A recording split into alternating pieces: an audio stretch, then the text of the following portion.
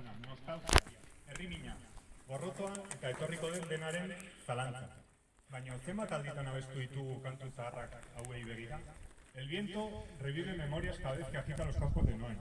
Ese nombre tantas veces citado, esa fecha tantas veces nombrada y esa melodía triste tantas veces cantada. Un silencio que encoge, un silencio que recuerda, un recuerdo que duele. Pero Noé y este monolito son mucho más que un recuerdo. Y hoy nosotras somos ejemplo vivo de ello. Es un lugar de hermanamiento, es compromiso de preservar un legado y es un grito que recuerda a nosotras y a quienes pretenden acallarlo que estamos vivas, dispuestos a luchar el presente para tener un futuro mejor. Gaur, urtero bezala, oihu hori berpiztera gatoz. Kantu horiek inoiz baino ozenago abestera, eta borrokaren lekukoa inoiz baino irmoki hartzera. Burua altxatzeko garaia da, iragana ahaztu gabe noski, baina aurrera begira. Hemen erorien zirenen kemenen eredu. Oraina eta geroa borrokatzeko prest.